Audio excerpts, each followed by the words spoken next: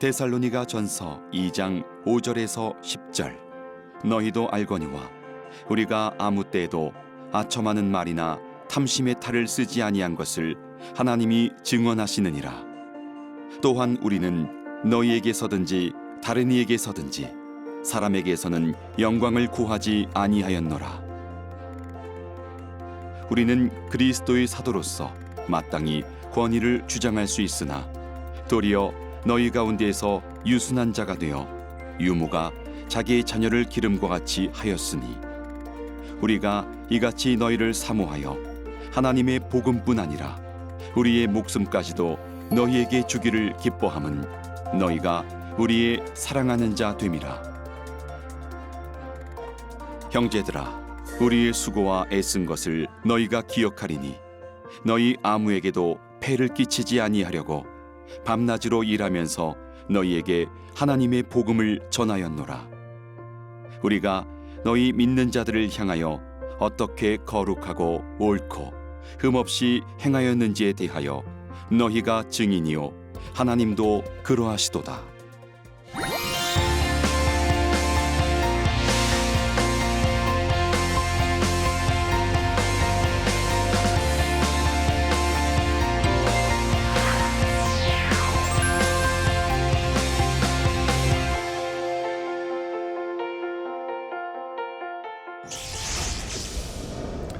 안녕하세요. 데살로니가 전후서를 담당한 조경호 목사입니다. 오늘은 세 번째 데살로니가 전서 강해를 함께 나누겠습니다. 오늘 강의 제목은 사랑의 수고라는 2장 1절에서 16절까지의 본문을 함께 공부하고자 합니다. 영국의 한 교회에서 담임 목사님이 은퇴하셨습니다. 그래서 청빙위원들이 스펄전 목사님을 찾아가서 이런 목사님이 계시면 소개해달라고 그랬습니다.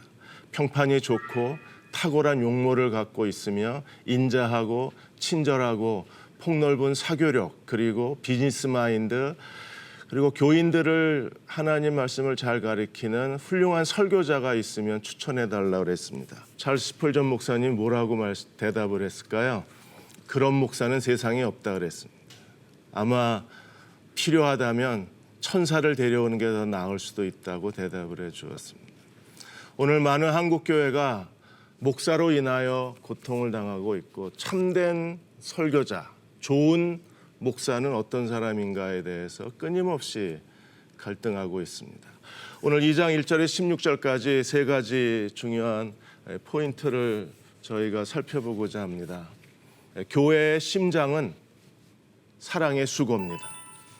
사랑의 수고, 교인들의 수고가 아니라 목사, 설교자의 사랑의 수고가 교회에 살아있어야, 그래야 교회의 심장이 건강하고 활발하게 심장이 뛸 수가 있습니다.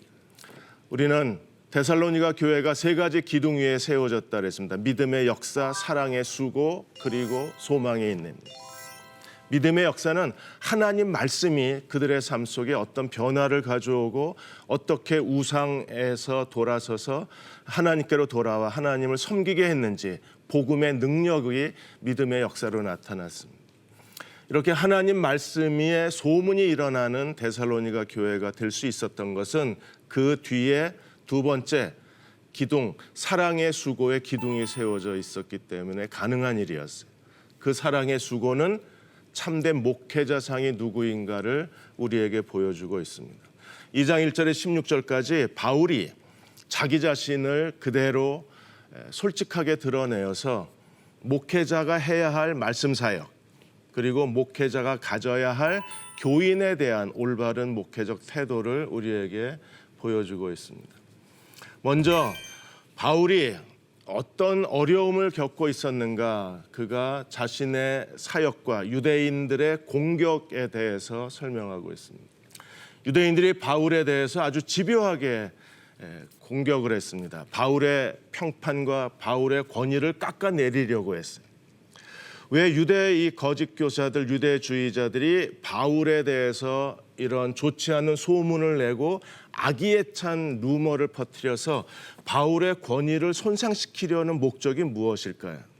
바울의 권위가 무너지면 바울이 전한 복음도 같이 함정에 빠질 수밖에 없습니다.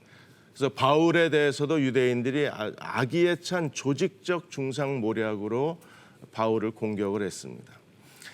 바울에게 어떤 이야기를 했을까요? 바울이 이렇게 급하게 떠난 것은 그가 너희에게 필요한 것을 다 이미 얻었기 때문에, 돈을 원했던 엉터리 교사였기 때문에 너희에게 돌아오지 않는 거다. 그는 사기꾼이고 비겁한 가짜 사도라고 그렇게 바울에 대한 끊임없는 소문을 퍼뜨렸습니다. 그 소문을 들은 데살로니가 교회도 크게 흔들릴 수밖에 없었습니다.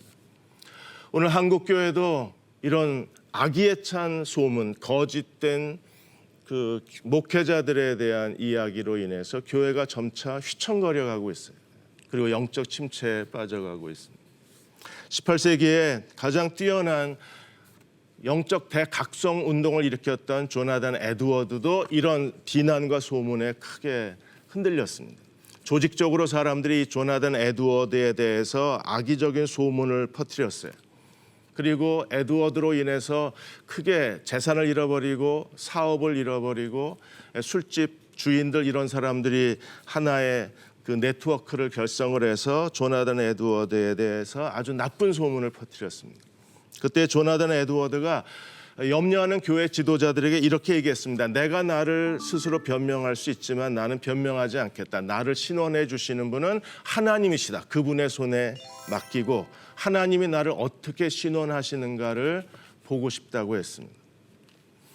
오늘 우리도 이렇게 바울을 공격했던 유대인들의 공격 패턴이 교회 시대마다 되풀이된다는 사실을 알고 우리도 하나님께서 우리를 신원해 주시도록, 한국 교회를 신원해 주시도록 함께 기도해야만 할 것입니다. 바울의 사역과 고난의 영성에 대해서 2장 1절 2절에서 제일 먼저 바울이 자기가 어떻게 데살로니가에 가서 복음을 전하게 됐는가를 설명하고 있습니다. 형제들아, 우리가 너희 가운데 들어간 것이 헛되지 않은 줄을 너희가 안다 그랬어요. 데살로니가 교회가 증인으로 초대됐습니다. 그리고 2절에 너희가 아는 바와 같이 우리가 먼저 빌립보에서 고난과 능욕을 당하였으나 우리 하나님을 힘입어 많은 싸움 중에 하나님의 복음을 너희에게 전하였노라. 많은 고난 중에서 하나님을 힘입어 하나님의 복음을 너희에게 전했다고 고백했습니다. 바울이 데살로니가를 우연히 간 게 아닙니다. 여행 중에 들린 게 아닙니다. 많은 복음을 전하는 많은 고난 중에 빌립보에서 그는 이미 완전히 벌거벗긴 채 그 고난을 당한 그 상처받은 몸을 가지고 데살로니가에 가서 복음을 전한 거였어요. 그는 로마 시민권자였습니다. 그럼에도 불구하고 재판도 없이 공개 재판을 통해서 그가 채찍질을 당했습니다. 빌립보 감옥에 채찍질을 당했다는 것은 그가 완전히 벌거벗긴 채 사람들 앞에서 살점이 뜯겨나가는 그런 그 고문을 당하고 처형을 당했다는 겁니다. 빌립보에서 당한 그 억울함, 그 심각한 고난, 그리고 부끄러운 치욕스러운 고난 중에서도 데살로니가에 들어가서 복음을 전할 수 있었던 것은 하나님을 힘입어 내가 하나님의 복음을 전했다고 고백을 했습니다. 오늘도 많은 목회자들이 이런 많은 싸움 중에 성령의 능력을 힘입어서 복음을 전하고 있습니다. 세들백 교회 릭 워렌 목사님 같은 경우가 그렇습니다. 릭 워렌 목사님이 포르노 중독자입니다. 그 사모님이. 그래서 사모님이 최근에 나는 포르노 중독자였다는 책을 쓰셨습니다. 그리고 아시는 것처럼 아들이 결국 우울증에 견디지 못해서 자살을 했습니다. 릭 워렌 목사님 자신도 그 뇌 부전증 환자입니다. 그래서 뭔가 흥분되는 일이 있으면 급격하게 그 호르몬 변화가 일어나서 갑자기 쓰러지고 그리고 의식을 잃는 경우가 많이 있었습니다. 그래서 릭 워렌 목사님 지금도 주일날 설교할 때 부목사가 항상 옆에 대기하고 있습니다. 언제 쓰러질지 몰라서. 이런 많은 싸움 중에 하나님을 힘입어 하나님의 복음을 전하는 것. 바울도 많은 싸움 중에 빌립보에서 능욕을 당했지만 하나님을 힘입어 데살로니가 교회에 복음을 전했습니다. 여기에 참 목자상이 있습니다.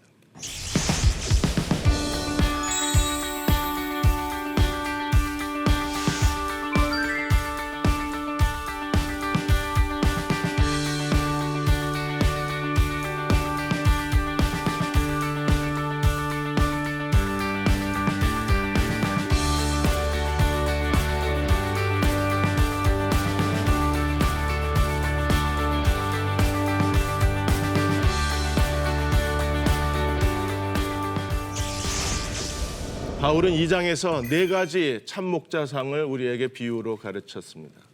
하나님 말씀에 대한 2가지, 청지기와 하나님의 사자, 그리고 하나님 백성을 돌보는 2가지, 유모와 아버지의 그 상을 우리에게 비유적으로 설명해 주었어요. 먼저 청지기입니다. 하나님께서 바울에게 복음을 맡겼습니다. 로마 시대의 청지기는 어떤 사람입니까? 주인이 재산을 맡기는 청지기가 있습니다. 그리고 주인이 자녀 교육을 맡기는 청지기가 있습니다. 사도들은 하나님의 말씀, 하나님의 복음을 맡기신 하나님의 청지기들이었습니다. 그러므로 그들은 청지기로서의 의무를 다해야 합니다. 바울은 어떻게 하나님의 복음의 청지기로서의 사명을 다했을까요? 제일 먼저 2장 3절에 바울은 이렇게 고백합니다. 우리의 권면은 간사함이나 부정에서 난 것이 아니라 또 속임수로 하는 것도 아니다. 3가지가 아니다라고 선언했어요. 유대주의 교사들이 끊임없이 바울이 너희에게 복음을 전하고 그가 사도가 아니면서도 사도라고 너희를 속이고 하나님 말씀을 전한 것은 그가 너희에게 너희 호주머니를 터는 그런 사기꾼이라고 계속 헛소문을 퍼뜨렸기 때문에 그래서 바울은 정면으로 부정합니다. 간사함도 아니고 부정함에서 탐욕에서 나온 것도 아니고 그리고 너희에게 속임수로 하나님 말씀을 전한 것이 아니다라고 고백합니다. 청지기의 2번째 사상에 대해서 설명했습니다. 데살로니가서 2장 4절에 바울이 청지기로서의 올바른 태도를 우리에게 설명해 주었습니다. 그는 하나님의 옳게 여기심을 입었다고 말합니다. 하나님이 바울을 청지기에 합당한 자로 인정하셨다는 뜻입니다. 그래서 하나님께서 그에게 하나님의 복음을 맡기셨어요. 위탁했습니다. 오늘 이 시대의 설교자들도 하나님이 특별히 선택하셔서 하나님 말씀을 맡긴 자들이 강단에서 하나님 말씀을 전해야 합니다. 바울이 우리가 이와 같이 말함은 사람을 기쁘게 하려 함이 아니요 오직 우리 마음을 감찰하시는 하나님을 기쁘시게 하려 함이라고 고백했습니다. 하나님의 옳게 여기심을 받아서 하나님이 바울을 테스트하셔서 적합한 사람으로 임명하셨습니다. 그리고 하나님의 복음의 말씀을 그에게 청지기로 맡기셨습니다. 그리고 그는 사람이 아니라 하나님을 기쁘시게 하기 위해서 하나님의 복음을 전했습니다.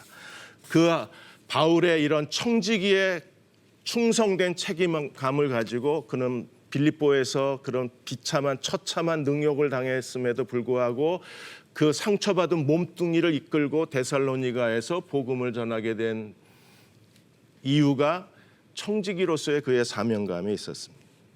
2번째로 바울은 하나님의 백성에 대해서 유모의 마음을 가졌다고 고백하고 있습니다.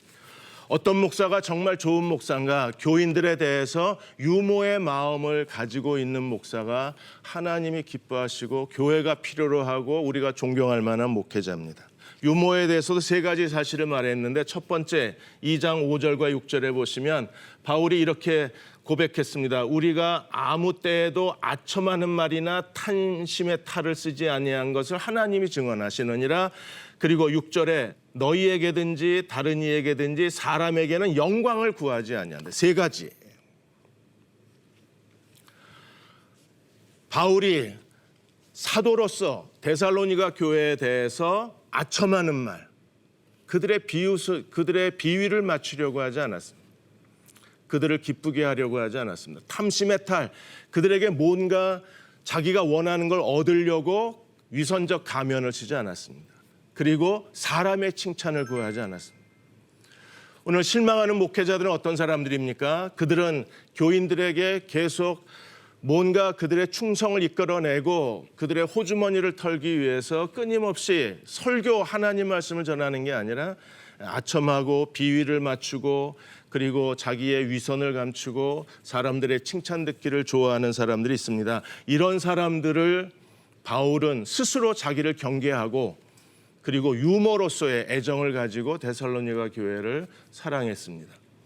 2번째 사실 2장 7절에 보시면 우리는 그리스도의 사도로서 마땅히 권위를 주장할 수 있으나 도리어 너희 가운데 유순한 자가 되어 유모가 자기 자녀를 기름과 같이 했다 그랬어요.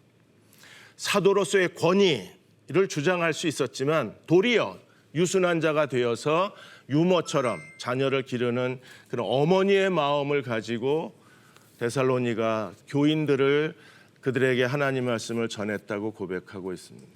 교회의 가장 큰 문제를 일으키는 게 목사의 권위주의입니다.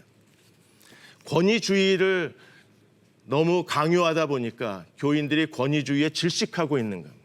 근데 바울은 권위를 주장하는 사람이 아니라 오히려 그런 유순한 자가 되어서 정말 갓난아이를 돌보는 어머니의 마음으로 데살로니가 교회를 사랑으로 돌보았던 목회자였습니다. 오늘 이 시대의 목회자들이 이런 권위주의를 강조하는 목회자가 아니라 도리어 유모의 마음을 가지고 유순한 그 성품을 가지고 하나님의 교회를 돌보는 목회자들이 우리에게 필요합니다. 세 번째로 2장 8절에 우리가 이같이 너희를 사모하여 하나님의 복음뿐 아니라 목숨까지 너희에게 주기를 기뻐함은 너희가 우리의 사랑하는 자가 됩니다. 저도 이 말씀 앞에서는 숨이 막힙니다. 저도 이 말씀 앞에서는 얼굴을 들 수가 없습니다. 이같이 너희를 사모하여 어느 정도까지요? 하나님 복음뿐 아니라 목숨까지 너희에게 주기를 즐거워했다 그랬습니다. 너희가 우리의 사랑하는 자가 됨이라. 이 가슴을 쏟아 놓을 수 있는 목회자가 한국교회에 필요하고 이렇게 너희가 우리의 사랑하는 사람이 됨이라 자기 목숨까지 내어주기를 즐거워하는 그런 목회자들이 강단에 세워질 수만 있다면 교회에 세워질 수만 있다면 하나님은 한국교회를 크게 변화시켜 주실 수 있을 것입니다. 지금까지 한국교회에 미국에 온 선교사들이 2,000명이 넘습니다. 그중에 최초의 양화진 선교사 무덤에 그 장례 치르신 분이 잔 헤론 의료 선교사이십니다. 이분이 테네시 주립대학을 우수한 성적으로 졸업하고 기도하던 중에 하나님께서 너는 땅끝에 가서 복음을 전하라는 부르심을 받습니다. 그리고 어디를 갈까 고민하다가 선교사 잡지에 일본에서 유학 중이었던 이수정 씨가 아무개 땅 조선으로 선교사를 보내주십시오라는 이수정 편지를 읽고 그분이 1885년 6월 21일 날 인천 제물포항에 도착합니다. 그리고 제중원 2대 원장이 됩니다. 그렇게 5년 동안 고통당하고 질병에 신음하는 조선 사람들을 돕다가 그분이 5년 만에 전염병 환자를 돕다가 전염병에 감염이 돼서 하나님의 부르심을 받았습니다. 그때가 1870년 7월 26일 날짜였어요. 마지막 죽어가면서 잔 헤론이 남긴 유언의 말이 무엇입니까? 한국과 한국 사람들을 더 뜨겁게 사랑해 주십시오. 나는 그들을 사랑하기 위해서 여기에 왔습니다. 마지막 죽어가면서 잔 헤론이 고백한 말이 더 뜨겁게 사랑해 주십시오. 아내가 남편한테 이렇게 말했습니다. 당신이 살아야 그들을 더 뜨겁게 사랑할 수 있다고 말했지만 그러나 아쉽게도 그의 호흡이 점점점 멎어가고 있었습니다. 이 대한민국은 그렇게 사랑했던 잔 헤론 선교사가 그가 묻힐 땅 한 평을 허락해 주지 않았습니다. 그의 집에 묘지를 만들려고 했지만 사람들이 거절했습니다. 그래서 정동에 있는 미국 영사관에 묘지를 만들려고 했지만 거절당했습니다. 시체는 냄새가 나고 장례를 치르지 못하고 있다가 양화진 묘지가 허락이 됐습니다. 그래서 양화진에 최초로 묻힌 선교사가 된 거예요. 그는 자신의 모든 걸 다 대한민국 이 암흑에 있던 조선 사람들을 위해서 다 내어주고 갔던 사람이었습니다. 그런 희생과 사랑 위에 오늘 한국 기독교가 이렇게 성장할 수 있었습니다. 오늘 이 시대의 교회에도 유모와 같은 그런 목회자들이 더 많아지도록 우리가 기도해야만 합니다. 자, 세 번째 비유는 아버지의 마음입니다. 그는 아버지로서 바울은 아버지의 마음을 가지고 데살로니가 교회가 하나님 앞에 거룩하고 옳고 그리고 의롭게 살 수 있도록 책망하고 경계하고 교훈하는 목회자의 책임을 우리에게 강조해 주었습니다. 그래서 아버지의 마음을 2장 9절에서 이렇게 말합니다. 형제들아 우리의 수고와 애쓴 것을 너희가 기억하리니 아무에게도 폐를 끼치지 아니하려고. 폐를 끼친다는 게 무엇입니까? 마땅히 일꾼이 자기 삭슬 받아야 되는데 바울은 의도적으로 그가 사도가 아닌데 사도라고 주장하고 다니는 것은 교회의 사례비를 받기 위함이라는 유대 교사들의 거짓말 때문에 그는 자기가 사도가 된 것에 대한 하나님의 정당성을 증거하기 위해서 교회에서 사례비를 받지 않았습니다.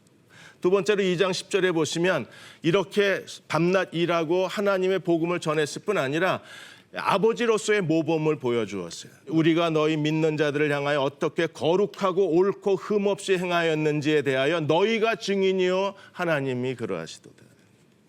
눈에 보이는 삶의 본보기가 데살로니가 교회에 있었어요. 바울은 눈으로 보고 배우는 복음의 산 증거였었습니다.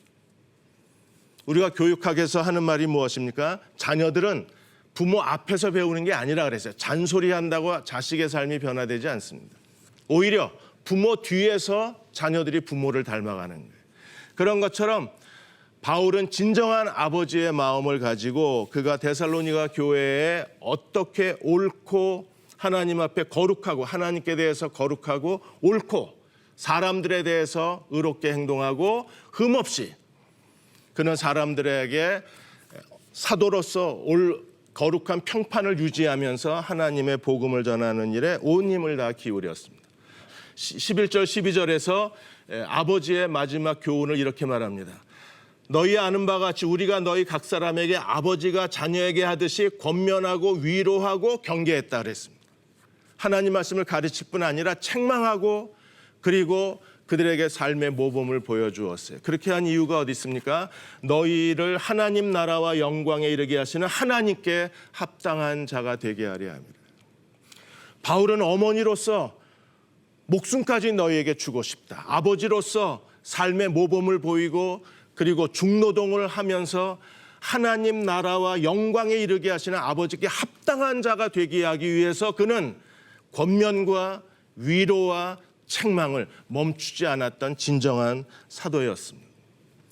마지막으로 그는 하나님이 보내신 설교자, 하나님의 사자였습니다. 2장 13절에 우리가 끊임없이 감사함은 너희가 우리에게 들은 바 하나님 말씀을 받을 때 사람의 말로 받지 아니하고 하나님 말씀으로 받음이니 진실로 그러하다. 이 말씀이 너희 믿는 자 안에서 역사하느니라. 바울은 진정한 하나님의 사자였어요. 성령께서 바울이 복음을 전할 때 성령이 기름 부으신 말씀의 사역자였습니다. 우리는 1장에서 이미 데살로니가 교회에 어떤 일이 있었는가를 기억합니다. 1장 5절에 바울이 복음을 전했을 때 성령께서 어떻게 하셨나요? 말로만 전한 것이 아니라 능력과 큰 확신으로 복음이 전파되게 하셨어요. 그리고 1장 6절에 그들이 성령의 기쁨으로 하나님 말씀을 받게 하셨습니다. 그로 인하여 우리와 주를 본받는 자가 되게 하셨어요. 그 결과가 무엇이었습니까? 마게도냐 아가의 큰 믿음의 소문이 일어났어요. 어떻게 그런 말씀의 능력이 드러날 수 있는가? 어떻게 데살로니가 교회는 우상에서 하나님께로 돌아와 하나님을 섬기고 다시 오실 예수 그리스도를 소망 가운데 기다릴 수 있는 복음의 능력이 드러난 교회가 될 수 있었는가? 여기에 삼중적인 관계성이 있습니다. 그들이 바울에게 복음을 들을 때 하나님 말씀으로, 사람의 말이 아니라 하나님 말씀으로 들음으로 인하여 그 말씀이 그들 속에 역사했다는 거예요. 오늘 이 시대에도 그런 설교자가 우리에게 필요합니다. 바울이 빌립보에 복음을 전했을 때 이미 성령이 루디아의 마음을 열어놓으셨어요. 그리고 바울의 말을 청종하게 하셨습니다. 그리고 예수를 믿게 했습니다. 그리고 루디아가 자기 집을 내놓아서 빌립보 교회가 되게 했습니다. 마틴 노이드 존스가 설교에서 이렇게 말했습니다. 성령이 기름 부으시는 함께 동역하시는 설교자가 우리에게 필요하다. 그래야 동시에 성령이 듣는 자 속에서 역사한다 그랬어요. 바울은 성령이 동역한 설교자였습니다. 그래서 데살로니가 교회가 사람의 말이 아니라 하나님 말씀으로 받았어요. 그러자 말씀이 그들 속에서 역사하기를 시작했습니다. 데살로니가전서 1장에서 믿음의 역사가 일어날 수 있었던 것은 그 뒤에 하나님이 바울을 이 시대에 말씀의 사역자로 세우셨고 데살로니가 교회가 하나님 말씀을 믿음으로 들었기 때문에 그렇습니다. 2장 14절에 설교자의 두 번째 사실을 우리에게 설명합니다. 그들이 이 말씀이 역사함으로 어떤 일이 벌어졌어요? 1장의 내용이 다시 그대로 재반복되는 겁니다. 너희가 그리스도 예수 안에서 유대에 있는 하나님의 교회를 본받는 자가 되었어요. 심지어 그들의 복음의 능력이 열매로 나타났을 뿐 아니라 유대에 있는 교회들의 고난을 본받은 교회가 됐습니다. 하나님 말씀이 살아있는 곳에 반드시 핍박이 일어납니다. 말씀이 역사하는 곳에 고난도 같이 역사합니다. 드디어 데살로니가 교회가 이제 정상적인 성령의 역사 가운데 서게 된 거예요. 그들 안에 유대에 있는 교회들이 핍박을 받은 것처럼 데살로니가 교회도 박해와 핍박을 받기 시작했다는 겁니다.